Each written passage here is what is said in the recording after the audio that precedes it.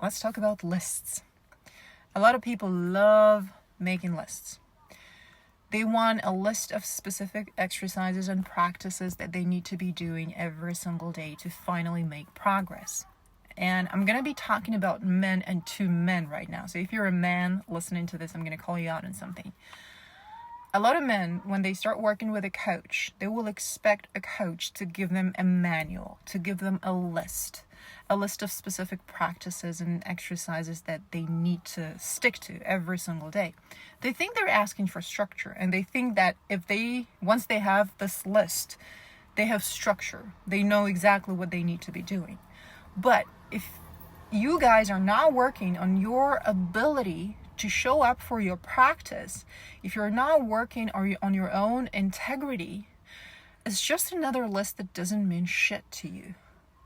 It's just another list, just like many other lists on your desk. You know that you're not going to do the things on that list. You know that you're not going to care. Deep inside, you know that you're going to find a million of different excuses not to practice. If you're not working on your capacity to overcome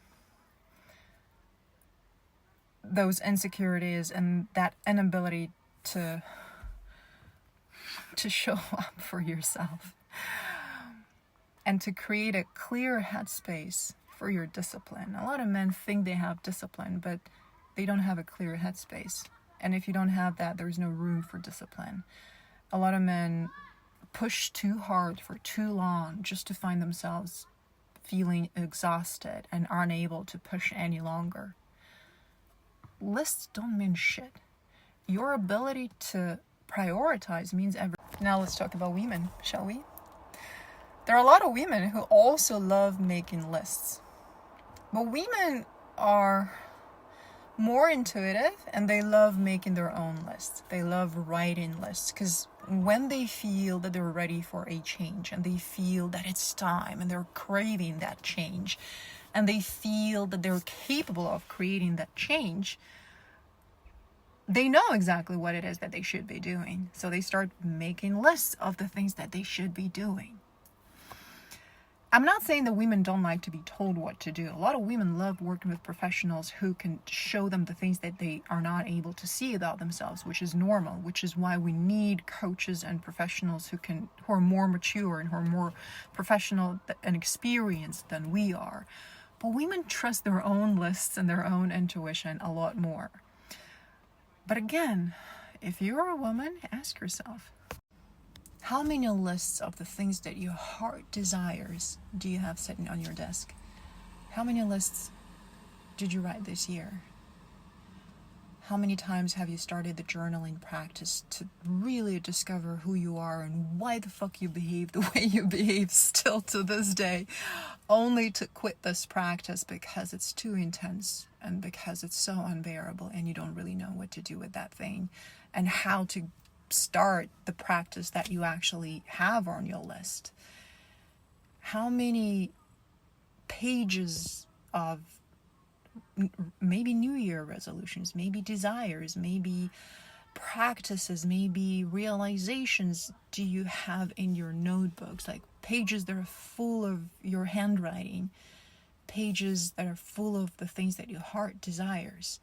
And they're just pages and lists that don't mean shit to you.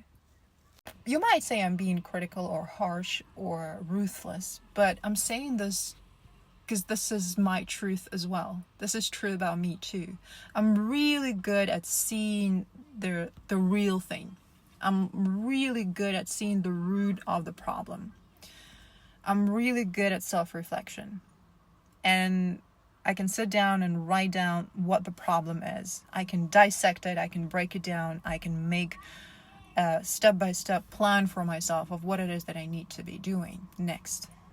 And yet it is so hard to begin doing this new thing because you're busy, then you get sick, then you have to do all the other stuff, then you just can't find the time, then you didn't wake up at the right time, and then you don't really know how to do that thing, and then you think, oh, I need a coach, oh, the coach is expensive, or the coach is not available, and then all these excuses The reason I spoke about resistance this morning was that we all need to learn to deal with our resistance if we want to learn new skills. And I'm here, like, everything I'm doing is to help people learn new skills, which are non-trivial skills.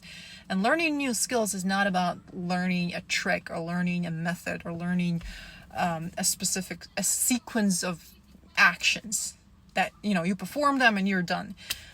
It's all about facing yourself. Why are you not doing the things that you freaking know you should be doing? Why are you not doing them? That's the thing that we need to face. And this is what we really need to practice on a daily basis, our ability to cope, our ability to face ourselves, our ability to overcome our own resistance, to understand it, so that we know what it's protecting us from, and choosing to act differently. So you're ready for a change. You want to sound like a different person. You want to sound confident, competent, insightful, powerful, clear. You want to learn to influence people. You want to be inspiring. You want people to love being in your presence when you speak in English. You want to easily build connections and nurture those connections. And you want to build a community of authentic, truthful individuals around you. If you're an immigrant, you know what I'm talking about. You want your community. And if you're someone who appreciates depth in other human beings, you know exactly what I'm talking about. You're craving depth in your connections and in your communication. So the question is simple. What have you done to own your practice? What have you done to match the things that you want with your actions? Okay, you've written lists of the things that you need to be doing. What else? What else have you done? Have you showed up for yourself every single day? Have you learned what it is to actually practice? Have you learned the difference between performance and practice? Or are you still hoping to perform better next time without having to practice? Without prioritizing your practice time? My point is that if we want to learn something new, if we want to learn a new skill, which means we want to learn to do the same thing in the same environment differently, it's not enough to learn everything about the skill. We have to address the truth of who we are and who we want to be, what we don't really want to be. We need to work on our own ability to confront ourselves and to change who we are. Because a lot of people talk about discipline, but they don't have a clear headspace. You think you need discipline, but if you don't have a clear headspace, there is no room for discipline. If you have no idea what it is that you need to change in yourself, then you will never find room for discipline, and you will always feel resistance around every item on your list. So, how many lists do you have that are sitting there and you don't really know how to go about them? When I say you want to learn to speak like a different person, it's not only about the way you sound in English. It's also about the person you are becoming as a result of your practice.